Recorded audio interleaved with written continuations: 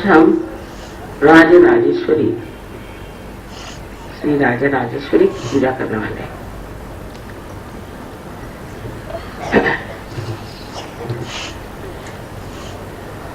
खासकर दक्षिण में देवी का स्वरूप अनेक तरह से माना जाता है।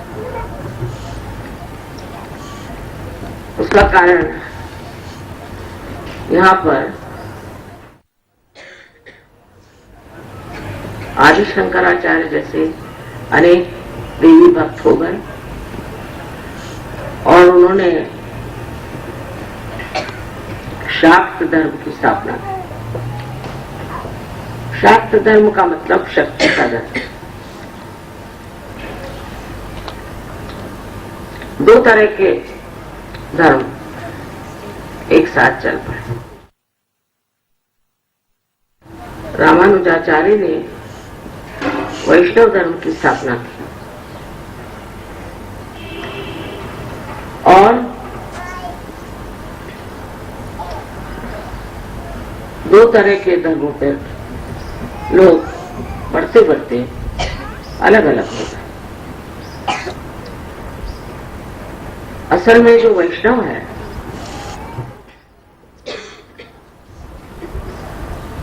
उसका कार्य महालक्ष्मी का है और महालक्ष्मी की जो अनेक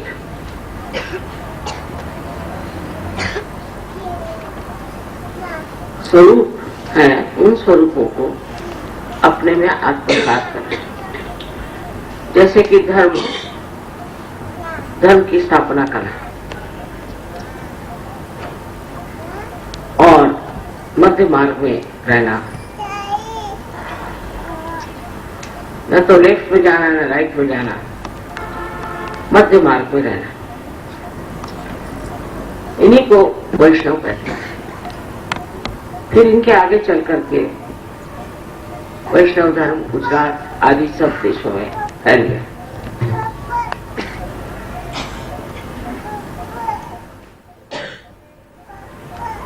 वैष्णव मार्ग से जब आप गुजरते हैं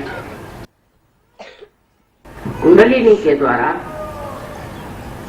तो आप अंत में संस्कार में पहुंच गए। लेकिन संस्कार में ब्रह्मरंध्र पर सदाशिव का स्थान है। सो वैष्णव धर्म करने से आप अंत में पहुंच जाते हैं सदाशिव के पास, जो कि शाक्त धर्म का ही अंत है।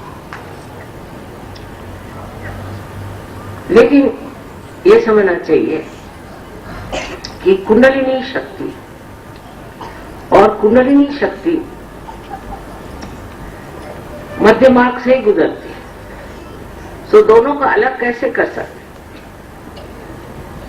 शक्ति का भी मार्ग जो है वो मध्य मार्ग है। दोनों एक साथ बंधी हुई चीजों को अलग अलग कर दिया गया। उसकी वजह ये कि कुंडलिनी का उत्थान उन दिनों में होता नहीं था। महाराष्ट्र में कोल्हापुर में महालक्ष्मी का मंदिर जहां वो जागृत अवस्था, वहां बैठकर के लोग गाते हैं उदय उदय अम्बे। अम्बा तो शक्ति है, कुंडलिनी को अम्बा कहते हैं। तो उस महालक्ष्मी मंदिर में बैठ करके वो गाते हैं कि शक्ति तू जागृत। उनको ये नहीं पता कि वो क्यों गाते। तो वैष्णव अपना मार्ग बनाते, रास्ता बनाते, पथ बनाते, और जब वो पथ बन जाता है तब उसमें से कुंडलिनी का जागरण होता है। सहयोग में हम लोग भी यही करते हैं। जब आप लोग मेरी ओर ऐसे हाथ करके बैठते तो आपके सातों चक्र धीरे धीरे ठीक होते हैं, माने आप वैष्णव बनते जा रहे हैं। आप एक्सट्रीम से मध्य में आ जाते हैं, मध्य मार्ग। और आपके चक्र ठीक से बैठने लग जाते हैं। जब चक्र आपके ठीक हो जाते हैं तभी कुंडलिनी जागृत होती है। इसलिए पहले आप वैष्णव बनते हैं और उसके बाद आप शाक्त बन जाते हैं। इस प्रकार ये दोनों चीजें एक ही हैं। किंतु दक्षिण में देवी के अनेक स्वरूप माने गए और उसमें से राजराजेश्वरी को बहुत ही ज्यादा माना जाता है। अब देखा जाए तो लक्ष्मी जो है वो वैष्णव पद पे, विष्णु के पद पे, विष्णु की पत्नी, और इसलिए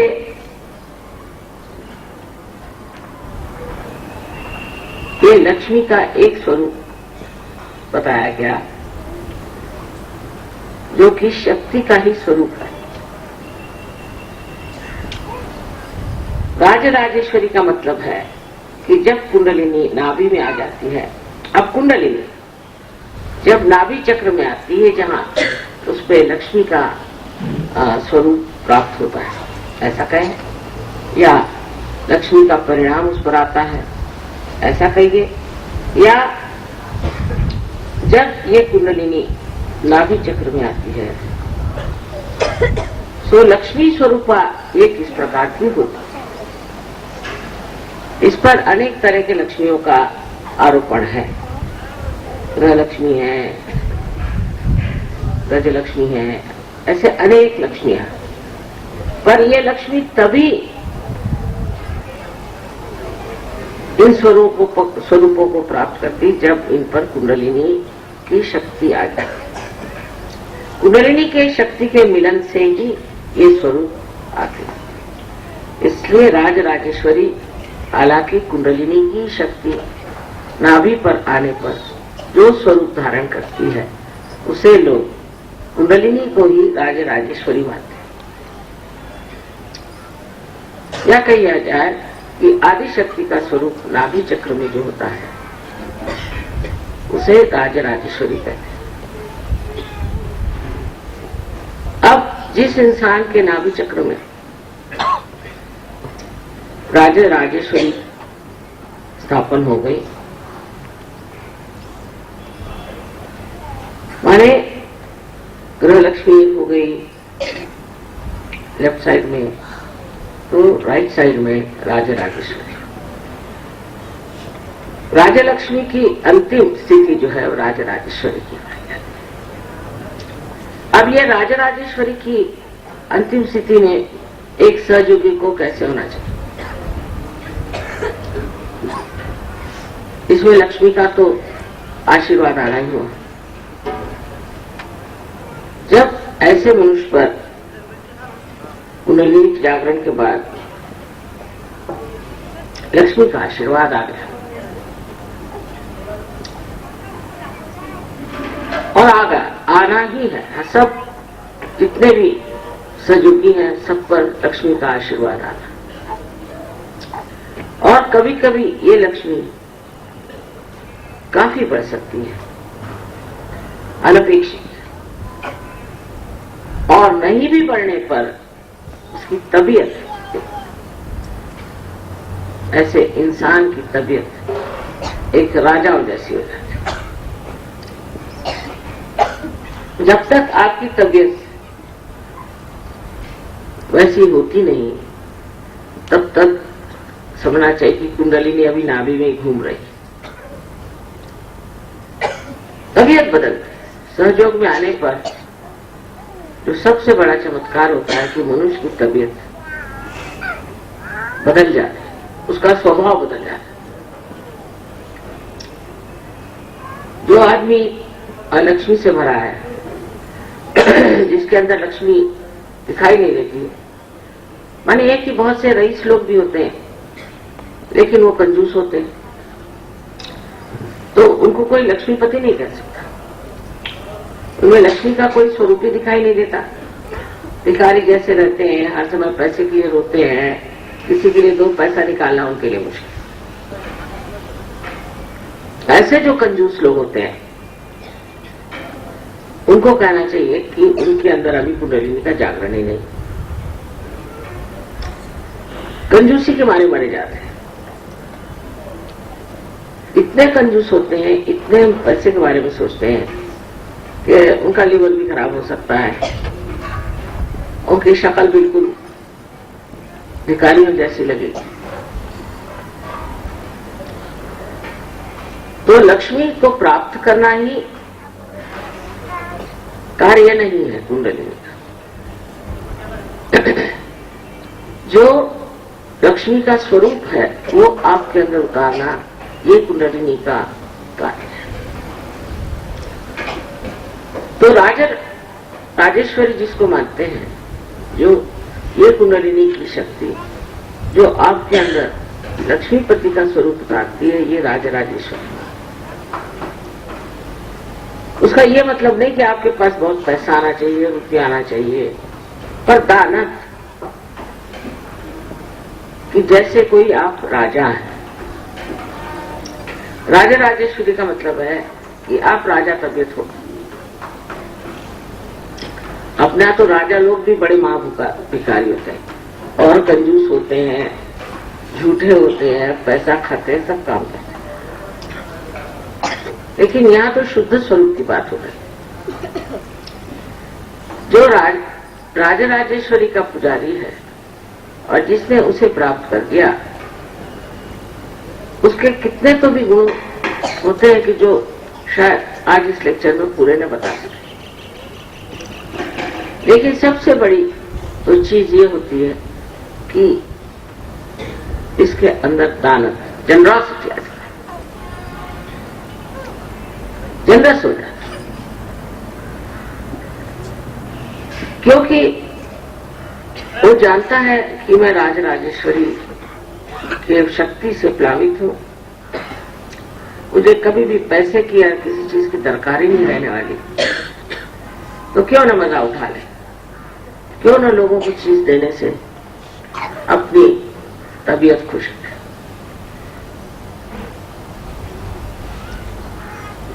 पहले जब कोई राजा लोग खुश होते थे तो अपने पास की सबसे कीमती चीज उठा के दे देते थे लोगों को।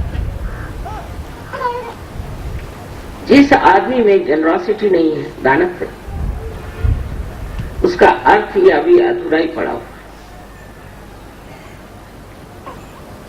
सबसे पहली चीज तो ये कि कोई राजा किसी से जाके भीख नहीं मांगता कभी।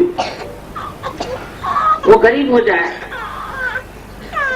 और उसकी सारी कुछ संपत्ति लुट जाए तो भी वो किसी से जाके भीख नहीं मांगे। वो मर जाएगा पर भीख नहीं मांगे। तो राजा तबीयत सहयोगी हो जाते। उसके रहन सहन में भी एक राजा तबीयत होती है, वो फटे कपड़े पहन करके नहीं घूमता। जैसे कि हरे रामा वाले लोग श्री राम का नाम लेते हैं, श्री कृष्ण का नाम लेते हैं, और कृष्ण स्वयं कुबेर और उनकी प्रजा बन करके और भिखारी जैसे घूमते हैं। किसी भी तरह से इनको तो कृष्ण का तत्व ही पता है, लेकिन सहयोगियों को पता होना चाहिए कि आपके तबीयत के अनुसार परम चैतन्य आपकी स्थिति बनाए। जो इंसान हमेशा पैसे के लिए रोता रहेगा उसकी हालत वैसी है। जो इंसान हर समय पैसे को तौलता रहेगा और देखता रहेगा कि किस तरह से मैं पैसा बनाऊं, यहाँ तक कि सहयोग में आकर के लोग चाहते कि सहयोग में पैसा बना, ये तो बिल्कुल ही गए बीते लोग, इनसे गए बीते तो कोई।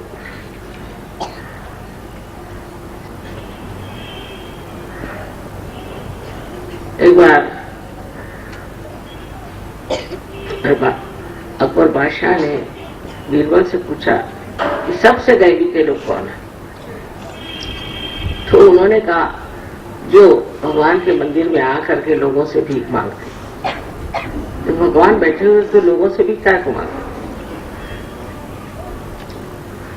इसी प्रकार सहयोग में भी ऐसे लोग बहुत ही कम है, पर है जो सोचते हैं कि सहयोग में आकर के हम किसी बात से पैसा बनाते। हमें किसी ने बताया कि गणपतिपुरे में सहयोगी कुछ सामान लेके आए थे, उसे बेच रहे थे। एक साल जरूर आए जो कि हमसे पूछ के लाए और उन्होंने बेचा, और जो कुछ भी उनको प्रॉफिट हुआ उन्होंने सहयोग को दे दिया। मैं कहती ये भी नहीं करना चाहिए, पर तो भी वो कहते हैं कि हमारी वजह से सहूलियत होती है, लोगों को साड़ियां मिल जाती है, ऐसा हो जाता है। पर जो इंसान सहयोग में आकर के और सिर्फ पैसा कमाना चाहता है, वो तो ऐसा है कि उसको सहयोगी कहना ही नहीं चाहिए।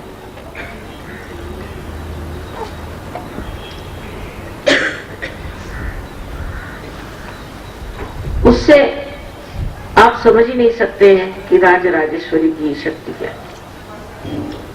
उसकी शक्ति से मनुष्य पैसा हो या नहीं हो, कोई आपके अंदर डर नहीं रह जाता, कोई अभाव ये भावना नहीं रह जाती कि मेरे अंदर ये अभाव है। उसको संपूर्ण ऐसा लगता है कि पूरे पूर्व में बैठा हूं, मुझे क्या करना है, मुझे क्या जरूरत है, मैं क्यों डरूं, मैं जहां रहूंगा वही मेरे लिए समृद्धि है, वही मैं सब कुछ चीज प्राप्त कर सकता हूं। और वो एक बहुत ही आलिशान तरीके से अपना जीवन व्यतीत करता है। उसकी तबीयत एक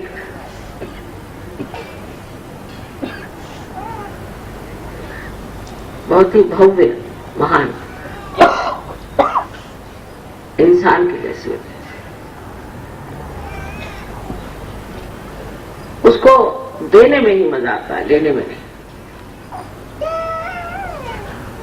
कोई आदमी रईस होगा तो होगा अपने घर, और कोई गरीब होगा तो भी वो अपने घर का, पर वो अगर सहयोगी है, चाहे वो गरीब है अमीर है, उसके लिए वो सर आंख होकर पूरी तरह से उसकी मदद करने को तैयार होता है। सहयोग में ऐसे भी लोग हैं जो असहज लोगों के लिए बहुत करते हैं, पर अगर सहयोगी कोई गरीब आ जाए तो उसको बैठने के लिए कुर्सी भी नहीं देंगे। तो बाह्य के आडंबरों को देख करके बहुत से लोग उनका महत्व करते हैं। ये बड़े महान हैं, इनके पास इतनी मोटरें हैं, या ये बड़े भारी यहाँ के मशहूर एक्टर हैं, या डॉक्टर हैं, या आर्किटेक्ट हैं, बहुत बड़े आदमी। ये तो बाह्य की उपाधियां उसका महत्व करते हैं, और कोई ये सोचता है कि ये तो शक्ति का संचय इसके अंदर, इतनी इसके अंदर से चैतन्य की लहरें बह रही। ये कौन अवलिया है, उसको राजा तबीयत आप कह सकते। अपने देश में भी ऐसे बहुत से लोग होते हैं। शिवाजी महाराज का उदाहरण खासकर सोचने में, स्वयं तो वो थे ही आत्म साक्षात्कारी और बड़े आदर्श पुरुष थे, पर उनका संतों के प्रति जो व्यवहार था वो अत्यंत सुंदर और नम्र था। उनके पास उनके गुरु श्री रामदास एक दिन पहुंचे और उन्हें बाहर से ललकारा। शिवाजी महाराज ने एक चिट्ठी लिख करके एक झोली में डाल दी। उस चिट्ठी में लिखा था कि गुरु, मेरे गुरु, मेरी सारी जो कुछ है, साम्राज्य है, ये सब मैंने आपके झोली में डाल दिया। उस चिट्ठी को पढ़ के गुरु रामदास हंसकर उन्होंने कहा कि बेटे हम तो सन्यासी हैं, हम क्या तुम्हारी साम्राज्य लेके करेंगे, तुम तो राजा हो और तुम्हारा कर्तव्य है। लेकिन हाँ, अगर तुम सोचते हो कि इस साम्राज्य को भक्ति से चलाएं, तो इसका झंडा जो है, जो हम छाती पहनते हैं, उस रंग का त्रिकोणी झंडा बना। उस झंडे से ये लोग जान जाएंगे कि तुम भी एक संन्यास्त भाव से राज कर रहे हो। उसके प्रति कोई खिंचाव लगाओ तुमको नहीं, तुम हो राजा, लेकिन उसको तुम जानते नहीं कि तुम राजा। जो लोग अपने ही को मैं राजा हूं, पागल जैसे कहते फिरते हैं मैं फलाना हूं, तो वो होते नहीं, और जो होते हैं वो कभी कहते भी नहीं। ऐसे बहुत से लोग आपको दिखाई देंगे। एक बार हम लंदन में सफर कर रहे थे, हमारे साथ एक साथ बुजुर्ग बैठे हुए थे, बातें करने लगे। वहां ना ज्यादातर औरतों से कोई लोग बात नहीं करते, आपस में ऐसे बात नहीं करते, लेकिन उन्होंने हिंदुस्तान के बारे में बहुत कुछ पूछा, ये कैसे है, वो कैसे है। तो मैंने कहा आप क्या हिंदुस्तान में? हाँ, मैं था हिंदुस्तान में इतने साल का, ऐसी बात है। और कुछ नहीं बताया आपको कौन थे, क्या थे। उसके बाद वो उतर के चले गए, हम भी उतर के चले गए। उसके बाद एक दिन ऐसे ही हमारे पति और हम जा रहे थे, तो हम लोगों से मुलाकात की, ऐसी ट्रेन में थी। तो उन्होंने कहा कि हमारे घर आइए, आप लोग बातें करेंगे हिंदुस्तान के बारे में। ये तो जाके देखा, बड़ा भारी आलीशान उनका मकान, बहुत से रह रहे हैं शान। पता हुआ कि वो अपने यहाँ वाइसरॉय थे, लेकिन उन जबान से कहा ही नहीं, और न पता ही हुआ कि अपने यहाँ वाइसरॉय, अपने यहाँ के वाइसरॉय को कोई मिल भी सकता था पहले जमाने में। और इतनी नम्रता से उन्होंने हमसे बात की, आपको कोई चीज की तकलीफ हो तो बताइएगा।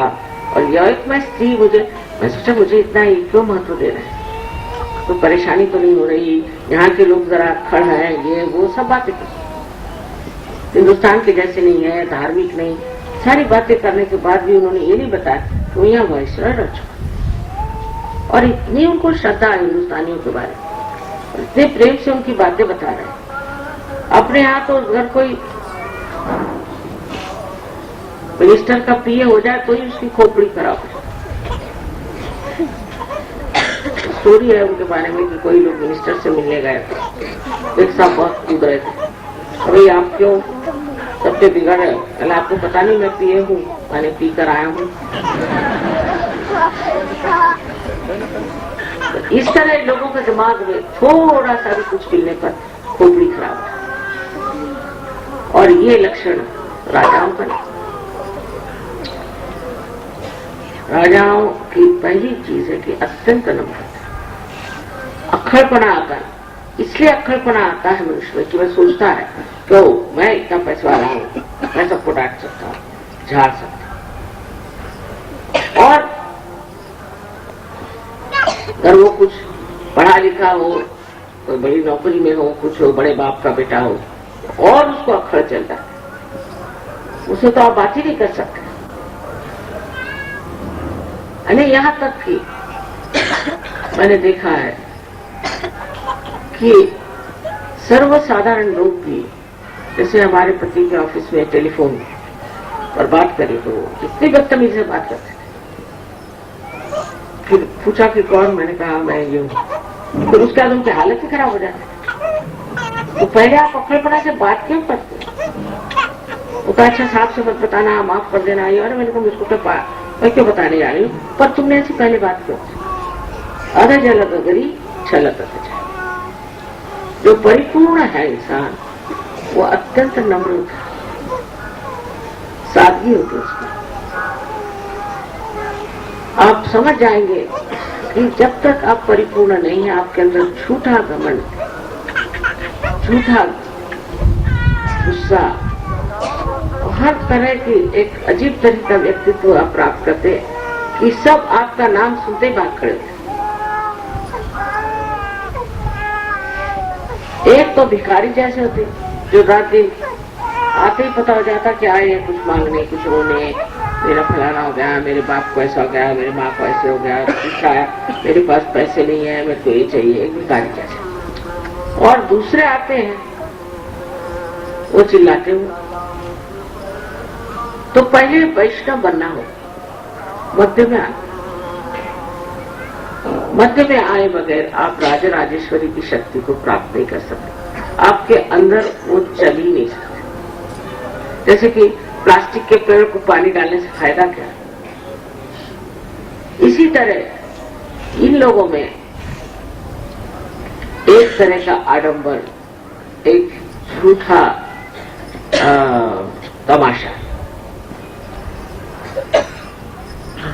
अभी हम लंदन से आ रहे थे तो हमारे साथ एक देवी जी आ रहे थे, और हीरे उड़े पहने थे, काफी इतने मोटे मोटे हीरे कान में, नाक में, हाथ में, इतने पहनते थे, पहन के आए थे। तो उनसे कहले हम तो भाई सिंपल लिविंग और हाई थिंकिंग में विश्वास करते कि सादगी से रहो और ऊंचे विचार। उसका अच्छा, बड़ी अच्छी बात है बेटा, बैठिए आप। हम तो ऐसे कलर कपड़े वगैरह नहीं पहनते, उसने हम तो बहुत सिंपल। मैंने कहा बहुत अच्छी बात है, बैठे। उसके बाद जैसे इंडिया आने लग गया तो आई मिलकर मुझे एक तकलीफ है, मेरी मदद कर दीजिए। मैंने कहा क्यों? कहले कस्टम वाले आपको बहुत मानते हैं, तो मेरे पास से जो जेवर है 65 लाख के मैं पहने हूँ, तो मुझे इसमें से किस तरह से निकाल दीजिए। तो मैंने आप तो सिंपल लिविंग आप कस्टम वालों से कह दीजिए कि मैं सिंपल लिविंग में विश्वास करता, तो वो तो आपको ऐसे ही बाहर कर देंगे।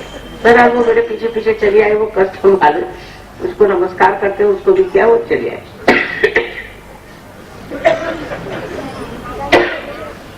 दूसरी चीज, पुरुष में लालच एक बड़ी गंदी चीज है, अनहोनी चीज है, जो कि लालच। बहुत ही जो गरीबी के लोग हैं वो दूसरों की चीजों की लालच करते हैं। किसी के घर गए, वहां कोई चीज दिखाई दी, आते ही साथ चलो भाई क्या है चीज, ऐसी चीज है, वो चीज आ गई, फिर दूसरी चीज लाओ, फिर तीसरी चीज, उसका कोई अंत ही नहीं। और लालच ही लालच होती रहती। इस लालच की मात क्या है?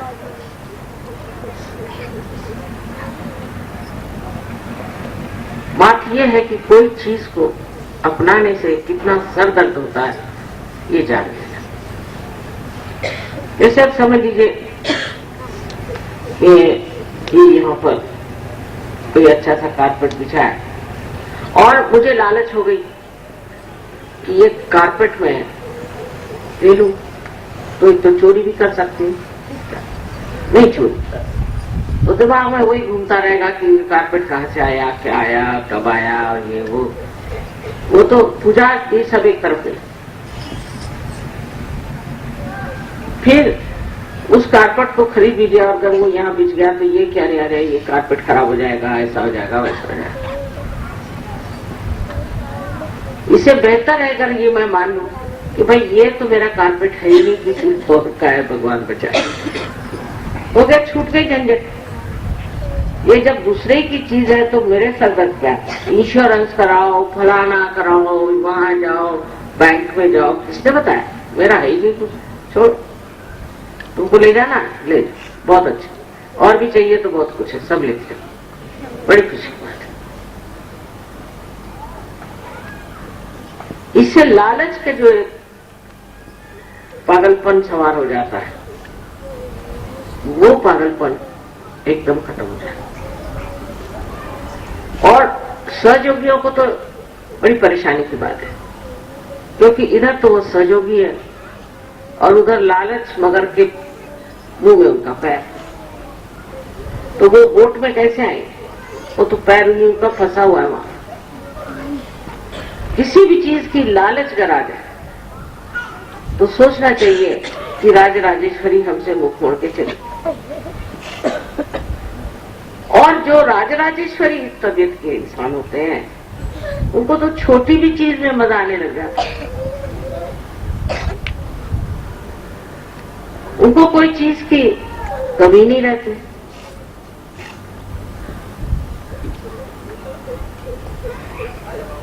एक बार हम पलिटाना गए थे तो चढ़ करके, काफी ऊंचा चढ़ना पड़ता है, 2.5 घंटे चढ़ते। वहां जाके पहुंचे तो बाहर एक मंदिर था, संगम प्रभु जिसको कहते हैं अपने मार्बल का। तो हमारे भी लोग और साथ में थे तो वो सब लेट गए। मैंने ऊपर देखा और कहा देखो इतने हाथी बनाए हैं और उनकी सबकी दुम कितनी सुंदर अलग अलग बनाई। तो कहने लगे मम्मी हम लोग इतने थक गए, तुम्हें हाथी की दुम कहाँ दिखाई दे रही? मैंने कहा देखो ना तुम देख नहीं रहे उसे। कहले तुमको कुछ थका नहीं लग रहा? मैंने कहा नहीं, ये देखो ना, इस कला को देखो, मेरी सारी थकानी बात है। तो छोटी छोटी चीज में भी मजा उठाना जब आ जाए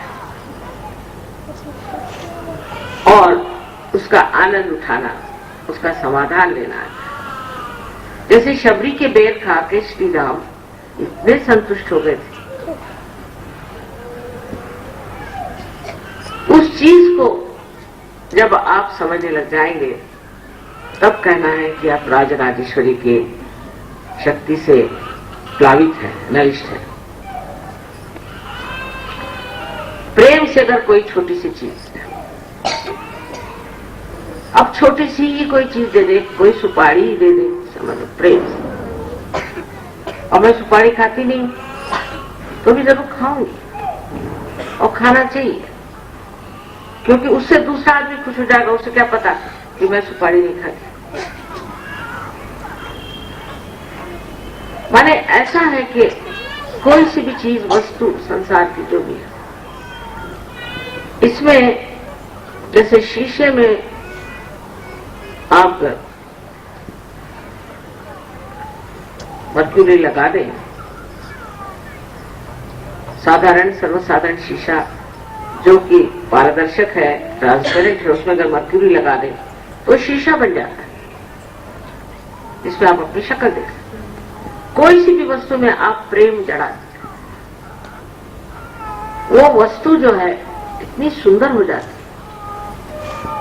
फिर मन करता है ये किसे दे।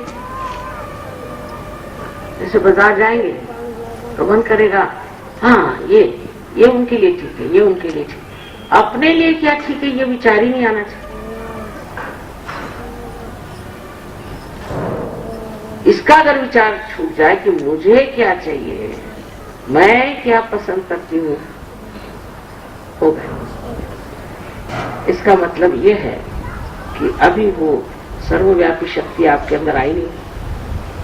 अगर सर्वव्यापी शक्ति अगर आपके अंदर आ जाएगी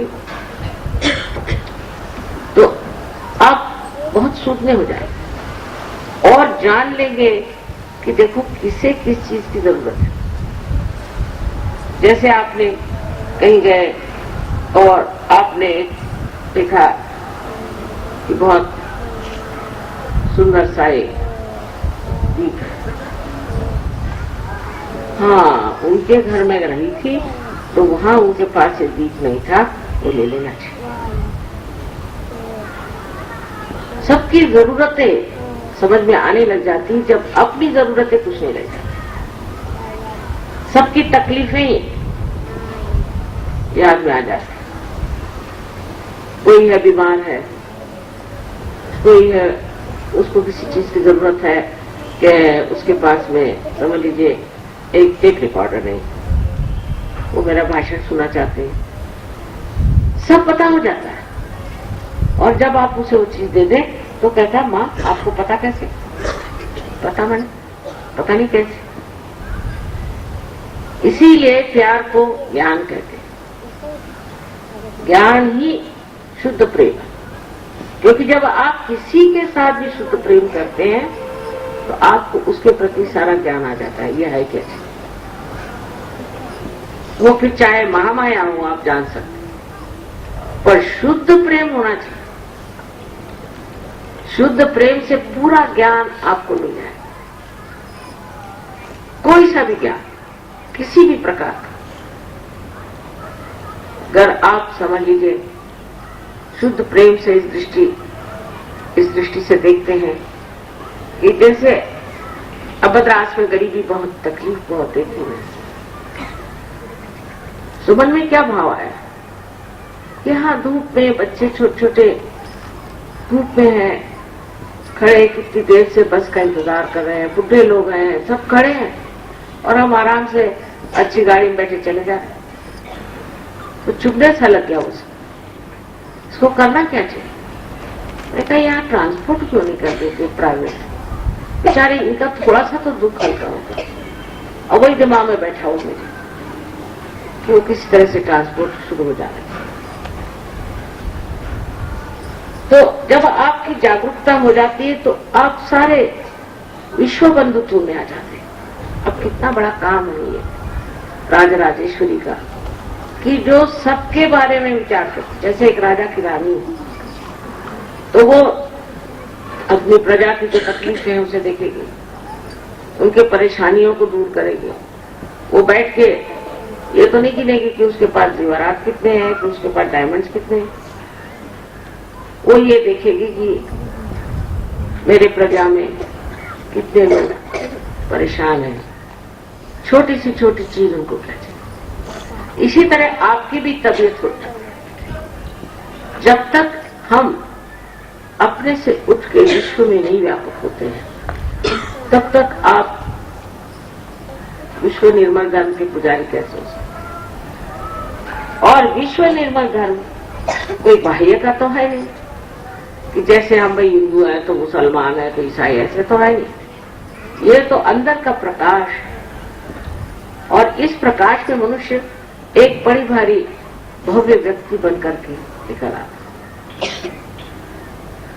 वो ये नहीं सोचता है कि मैं क्या प्राप्त कर रहा हूं, मैंने क्या पाया है, पर यही सोचता कि मेरे वजह से, मेरे कारण, और वो क्या मैं कर सकता हूं। अभी तो भी मैं कम ही हूं, मां क्या मैंने 100 आदमियों को रियलाइजेशन दे पाया और मैं कर ही नहीं पाया।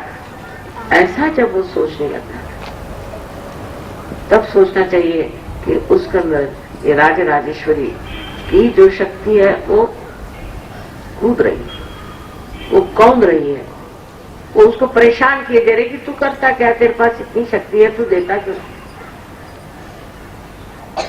इसको पैसे से कोई गिन नहीं सकता, किसी भी चीज से नहीं। अब आज ही देखिए कि देर हो गई, फोन आया रशिया वगैरह से, तो मुझे देर हो गई। तो रास्ते मैंने पूछा भाई कहाँ बैठे हैं सब लोग, तो कह लगे खुले में। अरे मैंने कहा कोई छत वत नहीं लगाया क्या तुमने? तुमको मालूम नहीं था? वो कहने शायद नहीं लगा माँ, ये ठंडी ठंडी हवा तो बह रही है। पता नहीं, लेकिन कुछ छत तो होना चाहिए, मुझे अपने छत पे छत और औरों के छत नहीं होगा तो अच्छा नहीं लगेगा। तो कहा ऐसा ही है कुछ कि आपके ऊपर में छत है बाकी नहीं। मैंने कहा ये तो गलत बात है। जब देखा मैंने कि सब पे छत है, मुझसे भी देखो।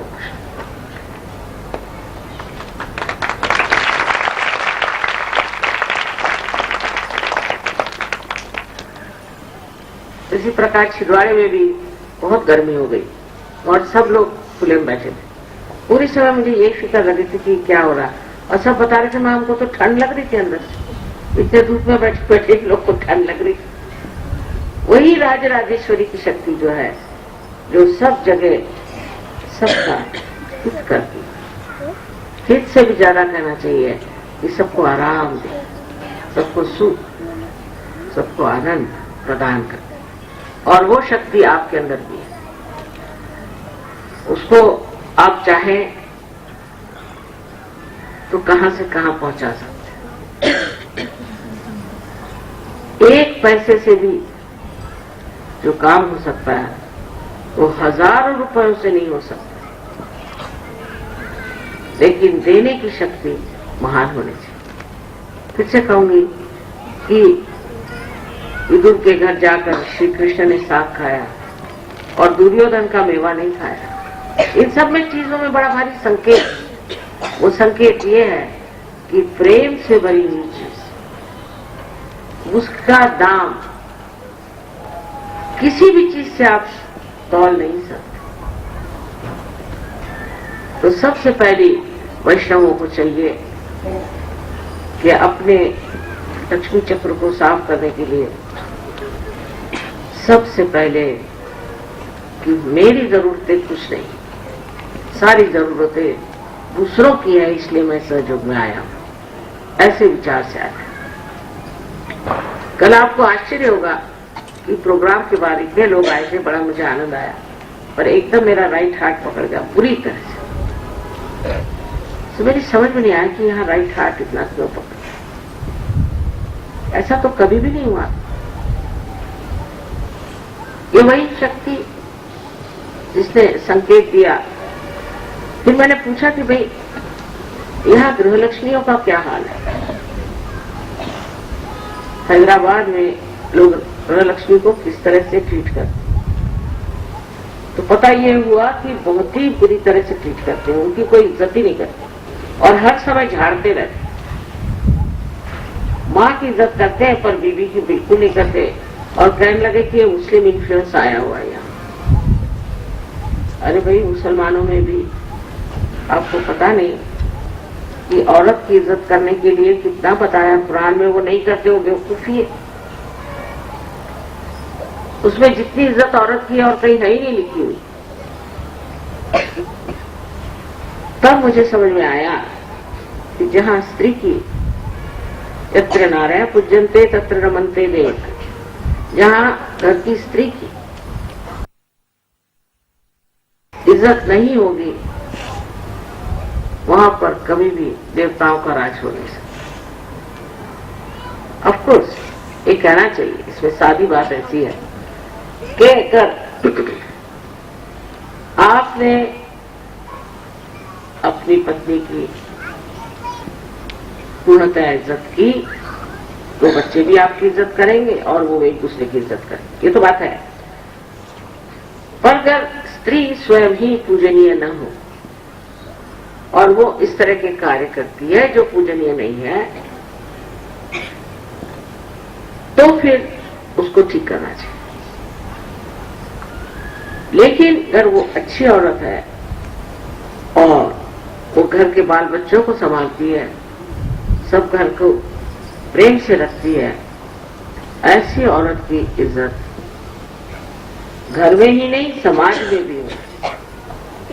कल सोचे मेरा पूरा राइट हार्ट पकड़ लिया और आधे घंटे तक मैं तड़पती रही।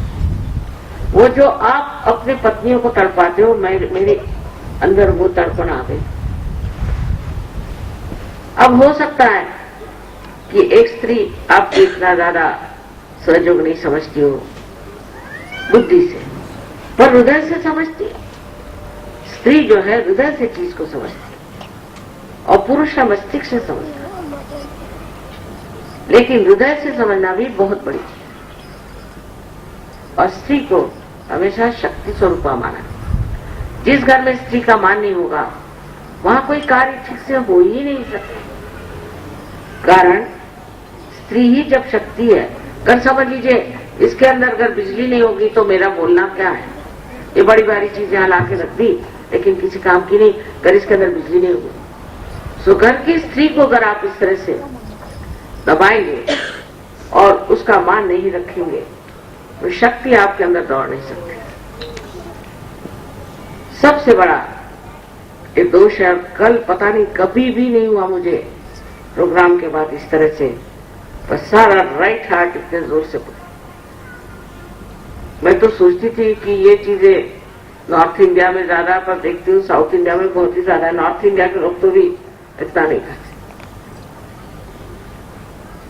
अगर हिंदुस्तानियों में कोई दोष है तो एक, कि नारी की शक्ति का मान नहीं करते। सबसे बड़ा दोष है। इधर देवी की पूजा करें, कन्या रूपेण उनको मानेंगे, सब रूपेण उनको मानेंगे, लेकिन गृह लक्ष्मी के रूप में नहीं मानते। इसलिए आज साफ साफ बताना कि अगर आप सहयोगी हैं तो अपने स्त्री के प्रति आदर युक्त रहे। खुले आम मैंने सुना आप लोग झाड़ते रहते, तो खुले दाम आप भी झाड़े जाएंगे। पुरुष को कोई अधिकार नहीं है कि स्त्री का अपमान करे किसी भी वजह से।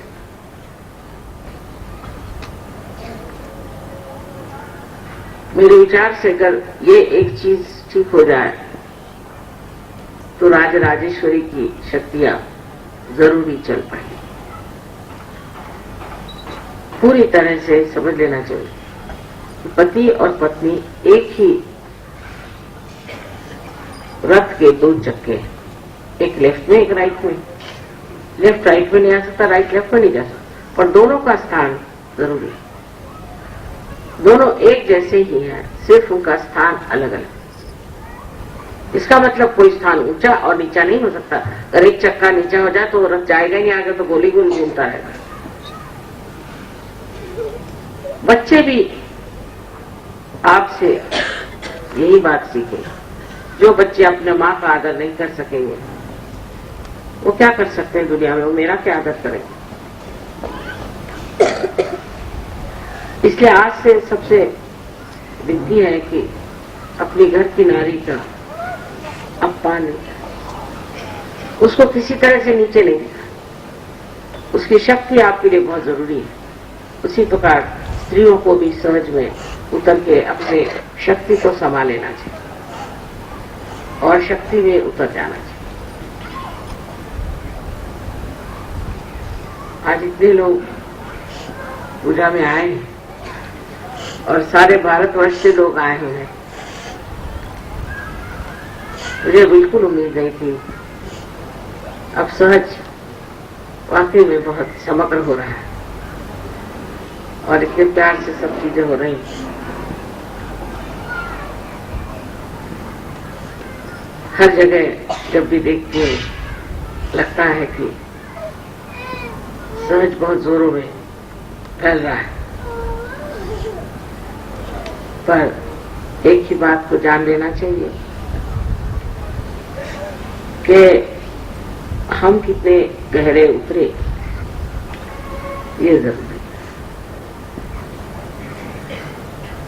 तादाद बहुत हो जाए, क्वांटिटी बढ़ जाने से कुछ फायदा नहीं होगा।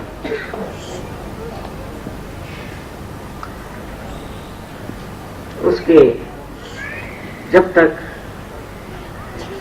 आपके अंदर मूल्य सहयोग के नहीं उतरेंगे, क्वालिटी नहीं आएगी। आप अगर राजराजेश्वरी को मानते हैं तो उनके शक्ति का प्रादुर्भाव, मैनिफेस्टेशन आपके अंदर होना चाहिए। और नहीं तो ठीक है, एक चोगा बदल के दूसरा चोगा आपने पहन लिया, सब बाह्य में हो गया, अंतर से कुछ नहीं। ये अंदरूनी शक्ति है और इस शक्ति को आपके हरे व्यवहार में, बातचीत में दिखना चाहिए। अनंत आशीर्वाद।